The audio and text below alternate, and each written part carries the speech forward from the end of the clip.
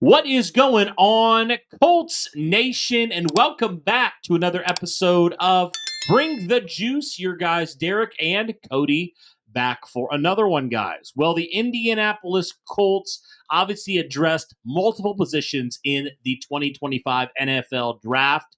And in today's video, I want to talk about the Indianapolis Colts moves outside of round one and what they mean about the team, maybe not this year, but for the years to come, 2026 and beyond, how the Indianapolis Colts were thinking one step ahead for the future here at certain positions. So let's jump right into this, guys. Let's first talk about the Indianapolis Colts move there in the second round.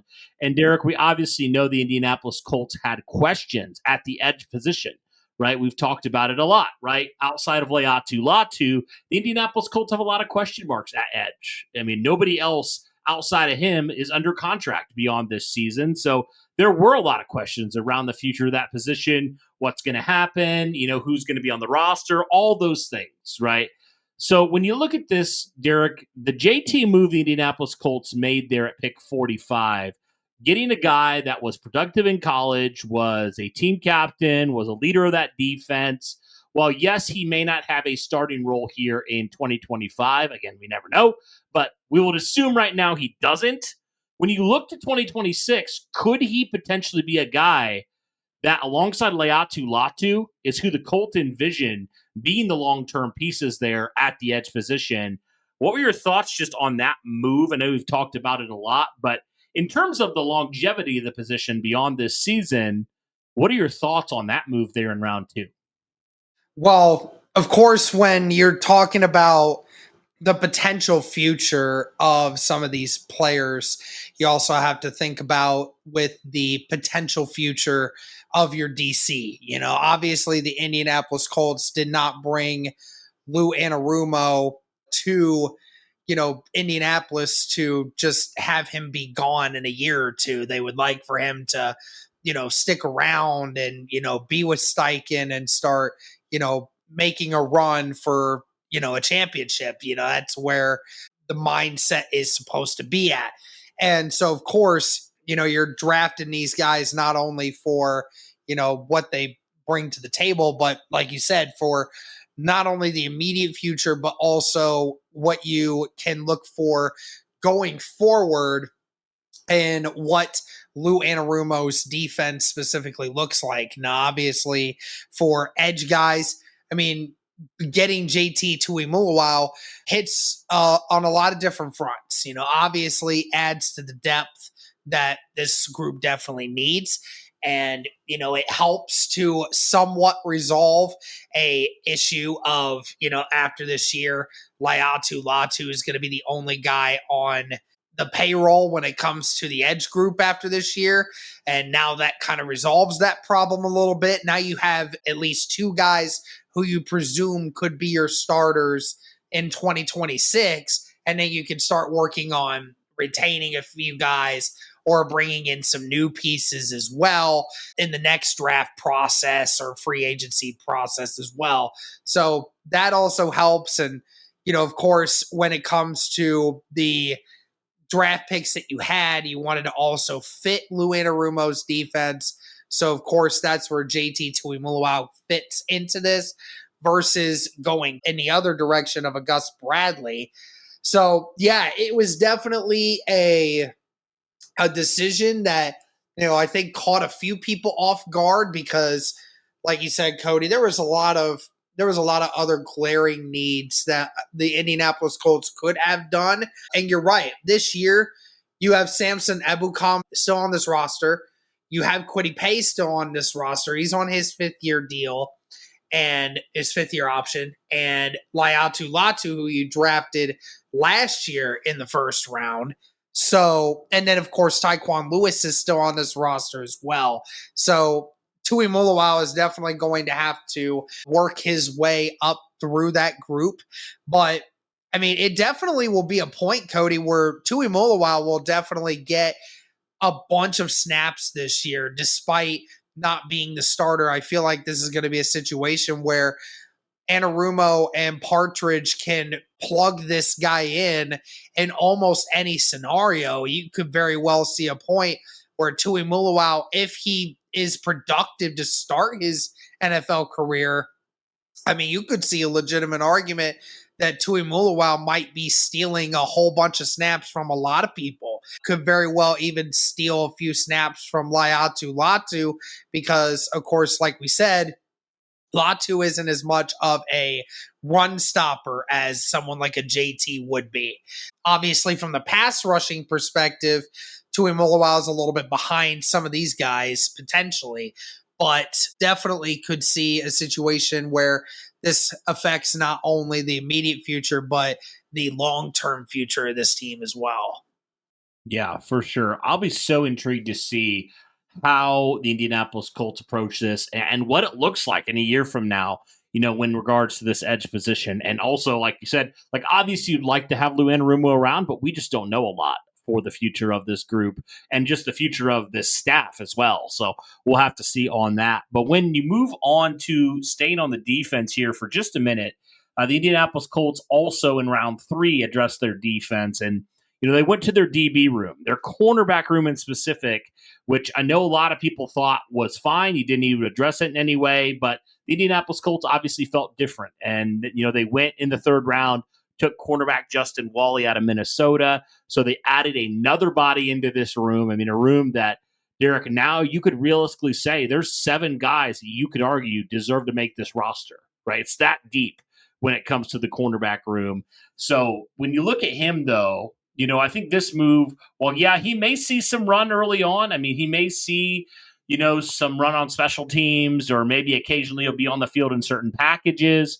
When you look at Justin Wally and just what the Colts did there in round 3, I think this is something that when you look at it long term, you could potentially have your nickel of the future in Wally. Like you could potentially have a guy that could play that slot corner, when Kenny Moore, who is getting up there in age, he's nearing 30, he could be the long-term piece there, when it comes to that position. And frankly, you just haven't had a quality backup guy in that spot for a long, long time. I mean, honestly, Derek, probably since TJ Carey has been the last time that you've had a legitimate guy that you think can play even decent football for you at that position for a backup. So when looking at Wally overall, though, well, he may not see a ton of playing time on defense here. Again, you never know, but he may not here his rookie season.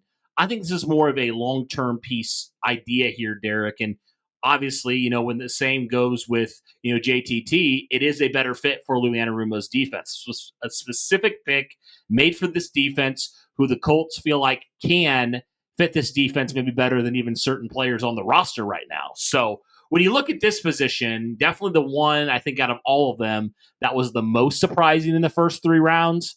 When you look at that, Derek, what are your thoughts on just how the Colts maybe view this pick here and what that might mean for 2025, 2026, and moving forward?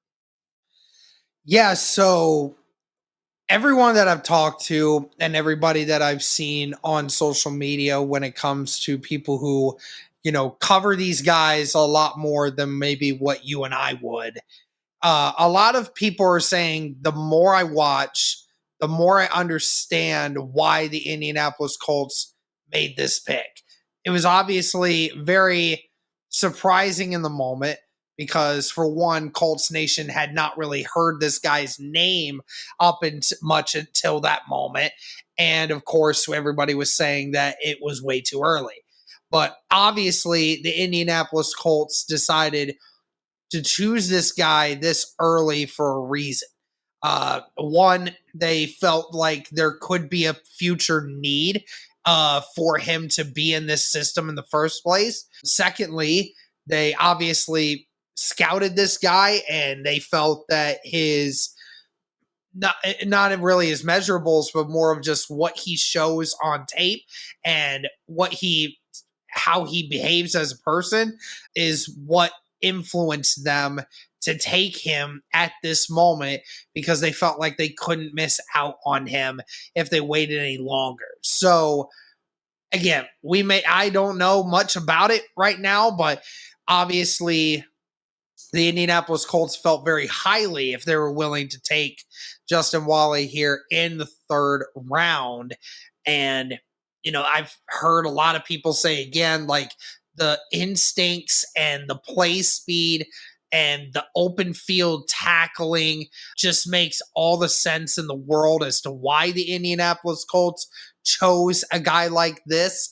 So, again, Cody, like you said, it may not be a draft pick right away that's going to influence this team, at least right away. But this could very well be a very good backup plan. And then obviously for the future, if the Indianapolis Colts need to have a guy either play nickel or play on the outside in an emergency situation. Clearly, Chris Ballard took a little bit of an approach to the draft that maybe some people thought he would have been a little bit more aggressive with some of these picks. We kept talking about how like, hey, your job's on the line here, dude. Like it's gonna, it's really gonna matter what you do here. And to a great extent, I believe that. And ultimately, I will say again that choosing Justin Wally in the third round is not ultimately going to be a decision that is going to win or lose Chris Ballard his job. Ultimately, what the biggest thing is the quarterback situation. That is what's going to ultimately dictate whether or not Chris Ballard is going and company is going to be remaining on this roster going forward. So, let's try not to kill the third round draft pick too much and claim that, it was a waste of a pick yet until we, see some other things, especially when there is a lot more pressing concerns on the roster than, a backup corner right now. Yeah. Well, there was two guys on the offense that I also want to highlight here, Derek, when looking at the future here of some of the Colts' potential needs here. You talk about the Colts in the fourth round. They attacked the offensive tackle position by taking Jalen Travis there. And then in round 5, the Indianapolis Colts addressed their running back room. They took DJ Giddens there. So the Indianapolis Colts went and got two positions that a lot of people thought, hey, more depth here. But, Derek, when you look long-term at both these positions in the next number of years, I mean, let's face it, Jonathan Taylor's, he's getting up there in age. He's not old by any measure, but for a running back especially, it does feel like the shelf life of him definitely, he's gotten injured. There's been some nicks. There's been some things the last couple of years. And we know, Derek, the cycle of running backs, it can be brutal sometimes. You look at guys like Todd Gurley, just falling off like out of nowhere. So you never truly know when it comes to that position. And obviously with the right tackle position, you look at Braden Smith, and he's under contract this year. But beyond that, you don't 100% know when it comes to that. So when looking at both these positions, two guys that I think right now in 2025, they're depth pieces, right? They're a swing tackle. They're a backup running back. But if you look beyond that, 2026, 2027, especially if some of the injuries for both these guys continue to happen, they continue to get older, could these guys potentially be long-term solutions for these, selected positions? Because I think they both have the traits to potentially be that. And that's saying something considering, heck, Derek, they were 4th and 5th round picks respectively. But you look at it and you say the traits are there for these guys to potentially be long-term solutions at both those positions. Yeah, so when it comes to the Jalen Travis pick, that one, definitely was an interesting one. And, it'll be great for the Indianapolis Colts because you have a few different options about where you can go with that if you're the Indianapolis Colts, as long as things go well. I certainly would hope that the Indianapolis Colts can get him to lower his overall body weight a little bit. I don't remember the exact number. I know it's right in between 335 and 340, just a little bit big. I would like for it to be dropped down to, within 330, that would be much better, even though I know that the guy is really strong. So that's obviously where part of that comes from. But yeah, it's great for you in the sense that it does act, as long as he's good, it acts as a security blanket for your tackle position.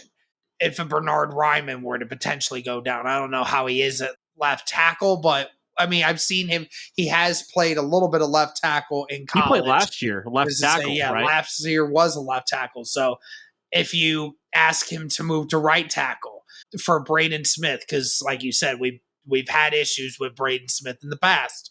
And so it just allows you as the GM to be able to have that security blanket and to make other decisions that you maybe wouldn't have before if something were to pop up. And then, of course, with DJ Giddens, outside of the Tyler Warren pick, might be my favorite pick of the entire draft. You talk about a guy that, makes people miss. That's what he's really good at. He's so agile and so athletically gifted in that regard. And it'll be great for him because you're right, Cody. If JT misses another 3 or 4 games this year because the ankles keep popping up, then you know that you have a running back in DJ Giddens that can follow that zone read offense that you run and be able to make a few guys miss. That's going to be a great backup option for you in case of a JT. And even if JT doesn't, I mean, you still have a situation where you have a guy that can go in and, maybe get you similar production, at least get you a few pop plays that you don't have to have JT in all the time for that option. So, I mean, yeah, definitely some great picks there that